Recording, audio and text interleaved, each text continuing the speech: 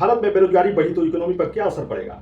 Unemployment का असली financial impact. अगर देश के करोड़ों युवाओं के पास नौकरी नहीं होगी तो इसका असर सिर्फ उनके घर तक सीमित नहीं रहेगा। इसका असर आपकी दुकान, आपके बिजनेस, आपकी ईएमआई, आपकी सेविंग और पूरी इकोनॉमी पर पड़ सकता है। लेकिन सवाल है कि बेरोजगारी और इनकम का आपस में इतना गहरा संबंध क्यों है? आज हम इस सवाल को समझेंगे दोस्तों, किसी पॉलिटिकल नजरिए से नहीं बल्कि पूरी तरह फाइनेंशियल और इकोनॉमिक नजरिए से। नमस्कार दोस्तों, मैं हूं दिलीप सिंह और आप देख रहे हैं क्रेडिटर्स फाइनेंस। मैं पिछले कई वर्षों से लोन, इंश्योरेंस, शेयर और फाइनेंशियल कंसल्टेंसी के क्षेत्र में लोगों को मार्गदर्शन करने का काम कर रहा हूं। तो आइए समझते हैं। नंबर 1, इनकम कम होगी तो शॉपिंग भी कम होगी। सबसे पहले एक बहुत सिंपल बात समझिए, जब किसी व्यक्ति के पास नौकरी होती है तो उसके पास रेगुलर इनकम होती है। वह घर का खर्च करता है, बच्चों की पढ़ाई के पीछे खर्च करता है, ईएमआई भरता है, शॉपिंग करता है और जरूरत पड़ने पर इन्वेस्टमेंट भी करता है। लेकिन अगर नौकरी चली जाए तो सबसे पहले इनकम पर असर पड़ता है दोस्तों, और इनकम कम होते ही व्यक्ति अपने खर्च को कंट्रोल करना शुरू कर देता है। अब सोचिए, अगर लाखों लोगों के साथ ऐसा होने लगे तो मार्केट में डिमांड का क्या होगा? दुकानों की सेल्स कम हो सकती है और छोटे बिजनेस पर इसका असर पड़ सकता है, और कंपनीज को भी अपने प्रोडक्ट की डिमांड कम दिखाई दे सकती है। यानी अनएम्प्लॉयमेंट का असर धीरे धीरे पूरी इकोनॉमी साइकिल में दिखाई दे सकता है। नंबर 2, डिमांड कम होगी तो बिजनेस पर असर पड़ेगा। इकोनॉमी का एक बहुत सिंपल फार्मूला है दोस्तों, डिमांड होगी तो प्रोडक्शन होगा, और प्रोडक्शन होगा तो बिजनेस और वर्कर्स की जरूरत होगी। लेकिन अगर लोगों को परचेस पावर कम हो जाए तो डिमांड भी कमजोर पड़ सकती है। कंपनियों का प्रोडक्शन कम कर सकती है, हायरिंग को रोक सकती है, और कुछ बिजनेसेस एक्सपेंशन के फैसले को पोस्टपोन कर सकते हैं। अब यहाँ इंटरेस्टिंग सिचुएशन बनती है दोस्तों, बेरोजगारी बढ़ती है, इनकम घटती है, स्पेंडिंग घटती है, डिमांड घटती है, बिजनेस पर दबाव आता है, हायरिंग कमजोर होती है। यानी बेरोजगारी कभी कभी एक साइकिल का रूप ले सकती है। और यही वजह है कि एम्प्लॉयमेंट सिर्फ व्यक्ति की समस्या नहीं बल्कि इकोनॉमी के लिए बहुत महत्वपूर्ण है। नंबर 3, मिडिल क्लास का सबसे बड़ा फाइनेंशियल प्रेशर अब आते ही उस हिस्से में जो हमारे देश के करोड़ों परिवारों से जुड़ा है। मिडिल क्लास, मान लीजिए एक परिवार की मंथली इनकम 60,000 है और उसकी इनकम 20,000 है और ईएमआई 20,000, साथ में घर का खर्च, बच्चों का school fees, insurance, medical expenses और दूसरे खर्च है। अगर परिवार के अर्निंग मेंबर की इनकम अचानक बंद हो जाए, ईएमआई तो अपने आप ही बंद होगी, बैंक की ईएमआई अपनी जगह रहेगी, घर का खर्च अपनी जगह रहेगा और बच्चों की पढ़ाई का खर्च भी अपनी जगह रहेगा। ऐसी स्थिति में परिवार पहले अपनी सेविंग का इस्तेमाल कर सकता है, फिर इन्वेस्टमेंट रोक सकता है, एसआईपी बंद कर सकता है। अगर यही स्थिति ज्यादा लंबी हो जाए तो डेट प्रेशर भी पड़ सकता है। इसलिए रोजगार सिर्फ सैलरी का नाम नहीं है दोस्तों, एम्प्लॉयमेंट परिवार की फाइनेंशियल स्टेबिलिटी एक बहुत बड़ा आधार है।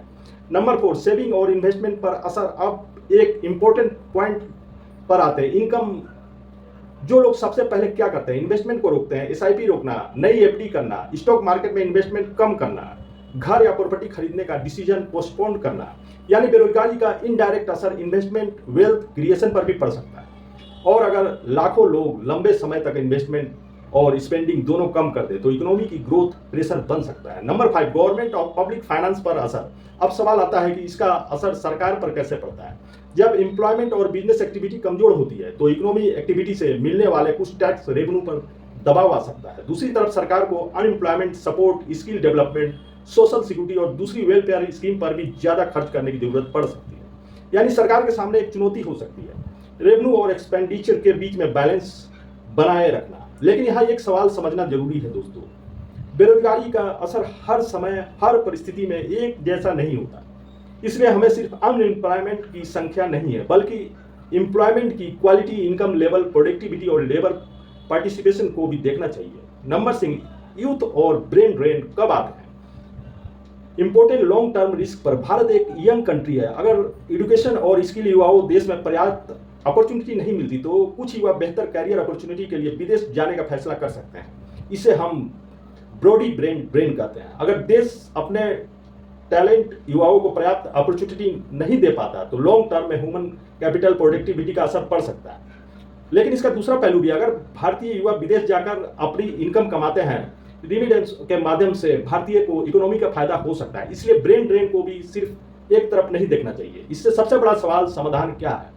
अब सवाल सिर्फ यह नहीं होना चाहिए कि बेरोजगारी कितनी है, बल्कि सवाल यह होना चाहिए कि हम रोजगार के कितने नए अवसर पैदा करते हैं। इसके लिए कुछ महत्वपूर्ण एरियाज, स्किल डेवलपमेंट, मैन्युफैक्चरिंग और एमएसएमई ग्रोथ, नए बिजनेस और startup, infrastructure development, digital economy, vocational trading और सबसे जरूरी ऐसे जॉब्स जिसमें युवाओं को सस्टेनेबल इनकम मिल सके। क्योंकि सिर्फ डिग्री होना काफी नहीं है, degree plus skill plus opportunity sustainable employment और फाइनल मैसेज देता हूं दोस्तों, बेरोजगारी सिर्फ एक नंबर नहीं है, यह एक परिवार की इनकम से शुरू उसकी ईएमआई तक पहुंचती है, उसकी सेविंग तक पहुंचती है और उसकी इन्वेस्टमेंट तक पहुंचती है, फिर बिजनेस डिमांड तक पहुंचती है और आखिरकार पूरी इकोनॉमी को प्रभावित करती है।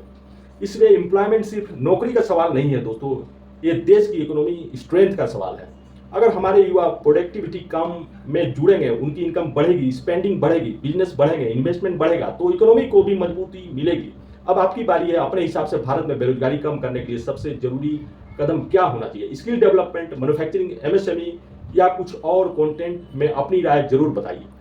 और अगर आपको यह फाइनेंशियल इकोनॉमी एनालिसिस यूजफुल लगा है तो वीडियो को शेयर जरूर कीजिए। मैं हूं दिलीप सिंह और आप देख रहे हैं क्रेडिटर्स फाइनेंस। मिलते हैं अगले वीडियो में एक नए फाइनेंशियल टॉपिक के साथ दोस्तों, धन्यवाद।